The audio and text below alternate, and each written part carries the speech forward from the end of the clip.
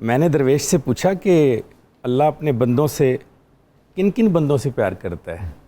درویش نے جواب دیا اللہ پیار کے علاوہ بھی کچھ کرتا ہے، اللہ ہی تو پیار کرتا ہے، یہ تو ہم ہیں جو اس سے پیار نہیں کرتے۔ اس نے کہا میں پیار نہیں کرتا، اس نے تو ایک چیک لسٹ دی ہوئی ہے صرف۔ میں نے کہا درویش یہ بتاؤ کہ کیسے پتہ چلے کہ اللہ مجھ سے پیار کرتا ہے؟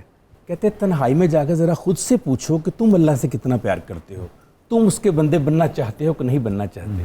پھر انہوں نے ایک بڑا کمال کا جملہ بولا، انہوں نے کہا اللہ ہر اس شخص سے محبت کرتا ہے جس پر اللہ کا رنگ چڑھ جاتا ہے۔ میں نے کہا بابا جی یہ رنگ چڑھنا کسے کہتے ہیں؟ انہوں نے کہا پتر جدوں تو دفتروں اٹھ کے باہر جانا نا کسی نو لین لئی تو انہوں لے آ کے اپنی کرسی تے بٹھا کے کہنا اینو پانی پلاؤ، دسو بابا جی کی کام ہے؟ اللہ بہت خوش ہوتا ہے، تم اس کے بندے بن جاتے ہو، تم سے پیار شروع کر دیتا ہے۔ جب اسے چھوڑنے جاتے ہو، جب تم اس کا کام کر دیتے ہو، جب تم سے کوئی خطا ہو جاتی ہے تم اللہ سے معافی مانگ لیتے ہو، توبہ کر لیتے ہو، اللہ کو بہت اچھا لگتا ہے۔ جب کوئی مانگنے آتا ہے تم بانٹ دیتے ہو، جب سوکھی روٹی بھی تم آخری اس کو دے دیتے ہو یہ سوچ کر کہ اس کو مجھ سے زیادہ ضرورت ہے، اللہ کو بہت، یہ اللہ کے رنگ ہیں سارے۔ جب تم اللہ کے راستے پہ سخاوت کرتے ہو، جب تم تقوی رکھتے ہو، جب تم کامل ایمان رکھتے ہو، جب تم اللہ کے راستے پر چلتے ہو، جب تم اللہ کی بتائی ہوئی بھلائی والی باتیں کرتے ہو، اللہ کا رنگ چڑھ جاتا ہے۔ آپ نے فرمایا توبہ کیا ہے؟ جدید نسل کو سمجھانے کے لیے میں انہی کی ٹرمینالوجی میں آپ کو بتاتا ہوں۔ ماشاءاللہ، یہ ہمارا موبائل ہے نا، یا ہماری لیپ ٹاپ ہے، یا ہماری یہ جو ٹیب ہیں، یا ہمارے اکوپمنٹ جتنے بھی ہیں، گیجٹس جتنے بھی ہیں، جب ان کے اندر جرم آ جاتا ہے نا، وائرس آ جاتا ہے، ہم پتہ کیا کرتے ہیں؟ ری بوٹ کرتے ہیں، ری سٹارٹ کرتے ہیں۔ توبہ ری بوٹ کا عمل ہے، توبہ ری سٹارٹ کا عمل ہے۔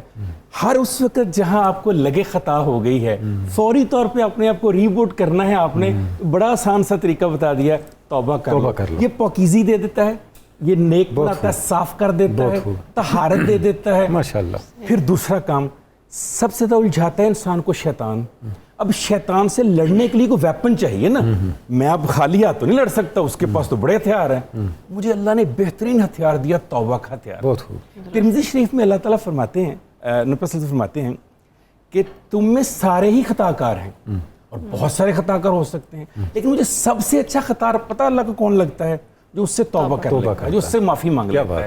اچھا، اس کی ایک چھوٹی شرط لگائی ڈاکٹر صاحبہ نے شروع میں کہا چیک لسٹ، جدید نسل چیک لسٹ کہتے ہیں۔ ایک چیک لسٹ میں ایک اور چیک ہے، وہ کیا ہے کہ توبہ کرنے سے پہلے یہ سوچ لو دوبارہ یہ گناہ نہیں کرنا۔ اسی کو توبہ کہتے ہیں۔ یہ نہیں ہے کہ میں توبہ اس لیے کر رہا ہوں کہ اسے دھوکہ دینے کے لیے کہ اس ٹائم مان جا پھر دیکھیں گے، نہیں، وہ جانتا ہے تمہارے دلوں کے حال۔